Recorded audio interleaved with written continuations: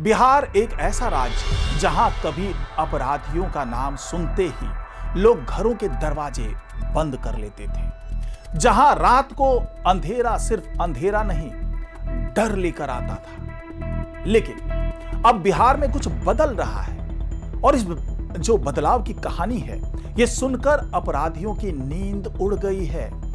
सम्राट चौधरी के मुख्यमंत्री बनते ही यह साफ हो गया कि अब क्राइम के खिलाफ जीरो टॉलरेंस लागू होगा।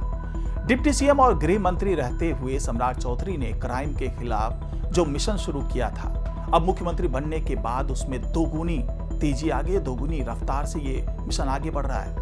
33,000 से ज्यादा गिरफ्तारियां, 1,433 अपराधियों की पहचान और 428 की संपत्ति जब्त करने की तैयारी, और पहली बार अपराध से कमाई गई दौलत पर सीधा वार। क्या बिहार में शुरू हो चुका है अपराधियों का सबसे बड़ा सफाया? क्या पुलिस का नया ऑपरेशन गैंगस्टरों के साम्राज्य को खत्म कर देगा? और आखिर क्यों बकरीद और गंगा दशहरा से पहले पूरे बिहार में हाई अलर्ट जारी किया गया है? आज की इस खास रिपोर्ट में हम आपको दिखाएंगे वो सच जिसने बिहार के अंडरवर्ल्ड में खलबली मचा दी है।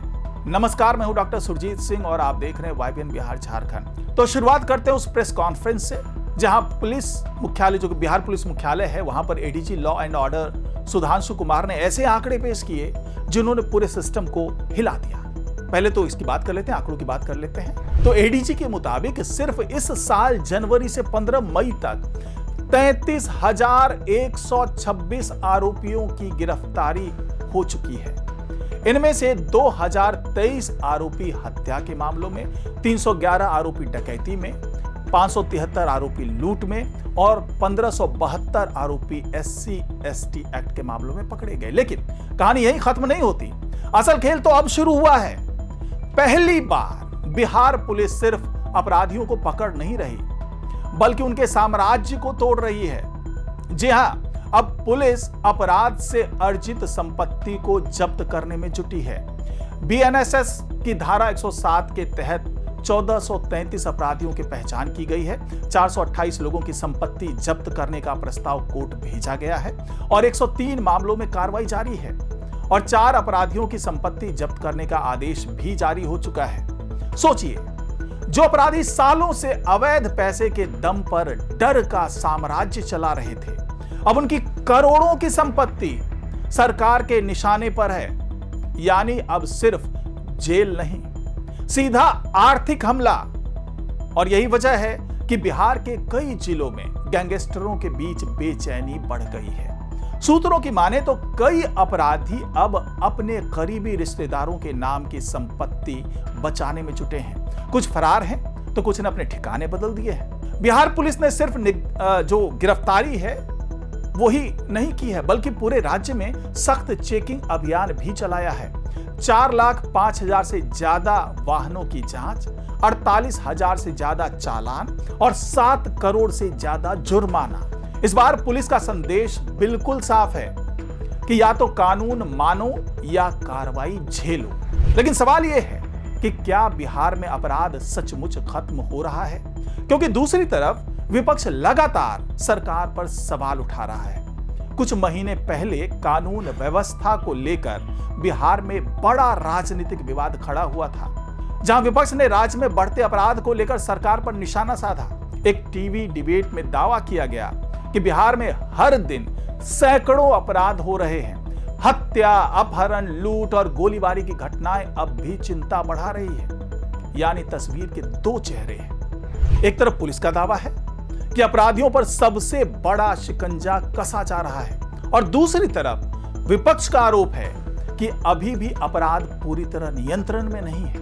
जंगलराज का मुद्दा तो चला ही था, लेकिन इस पूरे ऑपरेशन में सबसे चौंकाने वाली बात है CCA यानी क्राइम कंट्रोल एक्ट का इस्तेमाल। 676 अपराधियों के खिलाफ CCA लगाने का प्रस्ताव जिलाधिकारियों को भेजा गया और 252 मामलों में आदेश भी जारी हो चुके हैं। CCA यानी वो कानून जिसके तहत किसी अपराधी की गतिविधियों को राज्य की शांति के लिए खतरा मानकर उस पर कड़ी कार्रवाई की जा सकती है।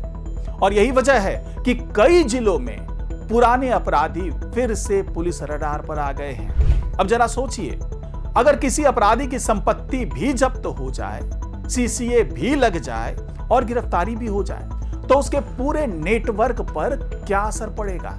यही कारण है कि बिहार पुलिस का यह अभियान अब सिर्फ कानून व्यवस्था का मुद्दा नहीं, बल्कि एक बड़ा मनोवैज्ञानिक ऑपरेशन बन चुका है। बिल्कुल साइकोलॉजिकल ऑपरेशन हो चुका है ये।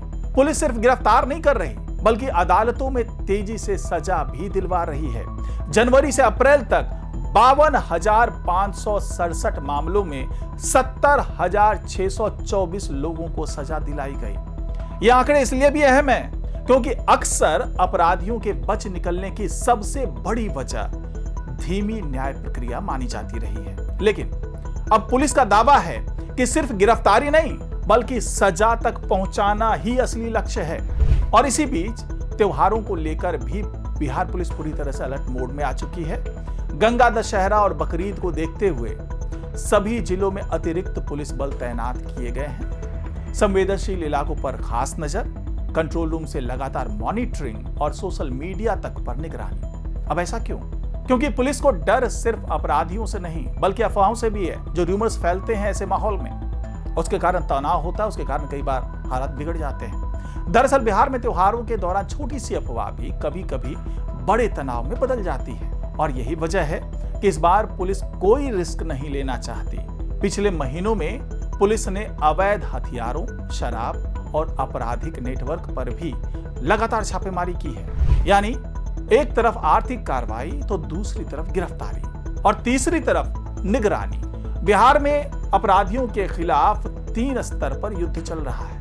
लेकिन इस कहानी का सबसे बड़ा सवाल अब भी बाकी है। क्या ये कार्रवाई चुनावी साल से पहले कानून व्यवस्था मजबूत करने की कोशिश है, या फिर सचमुच बिहार बदल रहा है? क्या अपराधियों का डर खत्म होगा? क्या आम लोग खुद को सुरक्षित महसूस करेंगे? क्योंकि आंकड़े सिर्फ फाइलों में नहीं होते, उनका असर लोगों की जिंदगी पर भी पड़ता है। जब किसी मोहल्ले में गोलीबारी रुकती है, जब कोई व्यापारी बिना डर दुकान बंद करता है, जब कोई मां अपने बेटे को देर रात बाहर जाने देती है, तब जाकर कानून व्यवस्था का असली मतलब समझ आता है। फिलहाल बिहार पुलिस के इस बड़े ऑपरेशन ने एक बात साफ कर दी है कि अब अपराधियों के लिए सिर्फ छिपना काफी नहीं होगा, क्योंकि इस बार निशाना सिर्फ उनका चेहरा नहीं, उनकी दौलत, उनका नेटवर्क और उनका पूरा सिस्टम है। और शायद यही वजह है कि बिहार के अंडरवर्ल्ड में इस वक्त सबसे ज्यादा डर किसी एनकाउंटर का नहीं, बल्कि संपत्ति जब्ती के नोटिस का है। आप क्या सोचते हैं? क्या बिहार में अपराध पर सचमुच लगाम लग रही है, या ये सिर्फ आंकड़ों का खेल है? अपनी राय कमेंट में हमें जरूर बताइए। अगर आपको ये रिपोर्ट पसंद आई हो तो वीडियो को लाइक करें, चैनल को सब्सक्राइब करें और बेल आइकन दबाना बिल्कुल ना भूलें। नमस्कार।